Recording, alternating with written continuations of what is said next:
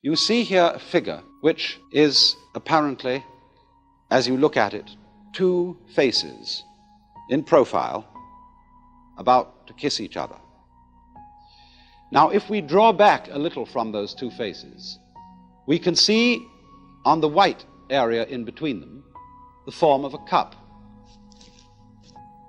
But the interesting thing about this is that as you look at it, you will either be able to see the form of the cup or the form of the two faces in profile, as it were, about to kiss each other.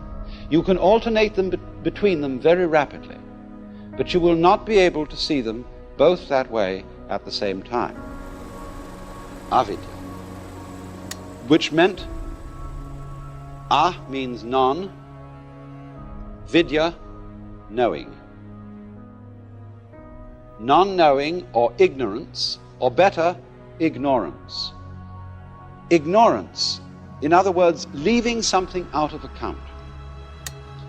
Either the white must be the background and the black the figure on the ground, or else the black must be the background and the white cup showing up on it.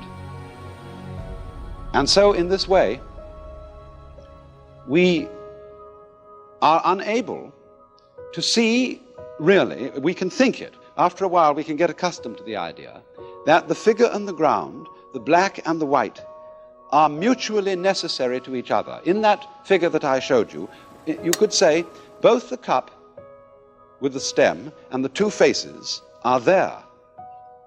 But our ideas about them, our concepts, are mutually exclusive, and we cannot see them both at the same time.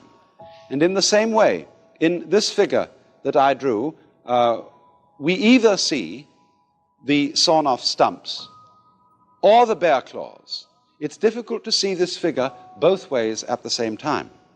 When you're looking at the white figure in that illustration, which is the cup, you, as it were, identify with the cup. When you look at the two faces, you identify with the profile.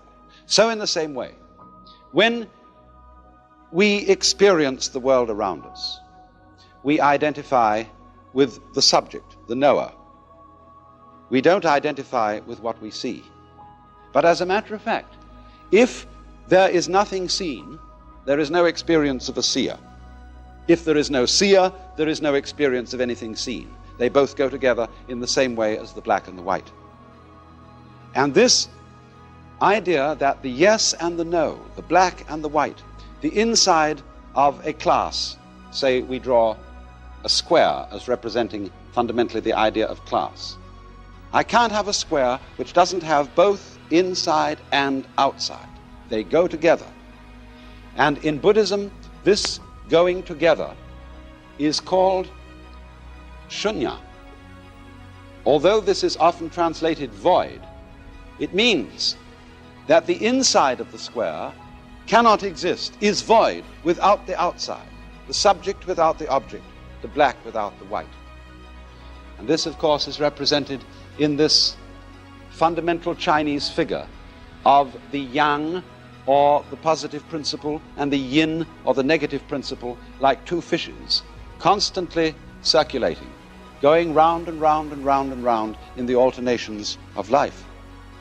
Now, the question is, are these two fishes involved in a fight? Is the white one eating up the black one, and the black one trying to eat up the white one? If that is the situation, then of course life is fundamentally nothing but a grim contest. If this one up here is the good fellow and this one is the bad fellow, if this is order and this is chaos, then a fight goes on between them. And that's largely the way in which our technology has interpreted man's situation as against nature. This is man, the white, the good fellow. This is nature, the dark, the bad fellow. And the white one has got to eat him up. But what happens if the white fish succeeds in eating up the dark fish? The white fish disappears as well as the dark one, because the white one is only there in relation to the dark. So then, if these two fishes, as it were, wake up, if this one wakes up and this one wakes up, which is called awakening in Buddhism, they realize they're one. In other words, they go together. They're inseparable from each other. And this realization is that experience, which is called in Zen Satori or in Buddhism, Bodhi awakening. This sudden dawning on our consciousness that life is not really a contest to make yes triumph over no, to make the positive triumph over the negative. The two sides go together. And then one sees in this strange way that underlying all that is negative in the world, all that is in a way painful and evil, there is a kind of necessity to it. It goes with the good. It is necessary for the good. Disorder is necessary for the manifestation of order, just as you must have, say, a black background to show up a light figure. And then when one sees that, a profound transformation takes place in one's attitude to the world. That is to say, instead of looking upon life as a contest, it becomes a dance, it becomes a game. One doesn't withdraw from it, one doesn't stop living, but one goes into the game so that these revolving fishes are no longer trying to eat each other, but they're just going around dancing, having the biggest fun in the world. The organization of human life, its systems of communication and systems of control are extended more and more and more in just the same way, for example, that by assimilating the minerals out of the soil and the rays out of the sunlight, a plant like a fern grows and grows and grows and extends its form. And in this way, its organization prevails. Now then, you see, if you take this task of what we call the conquest of nature, the task of making order victorious over chaos or randomness, if you take this seriously, you will look upon it as warfare.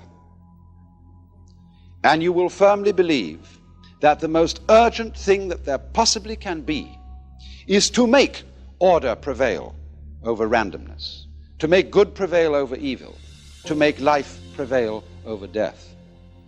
And we find that when we are in a contest of this kind, a serious warfare game of this kind, and we take it seriously, we are involved in it in a very deep and bitter sense.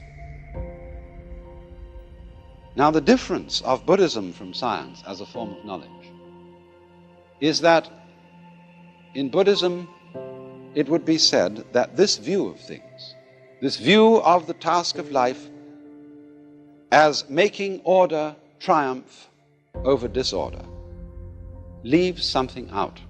So then, must we have fixed in our minds the idea that all the forms and patterns of nature are simply methods of attack or defense, that they're devices for camouflage,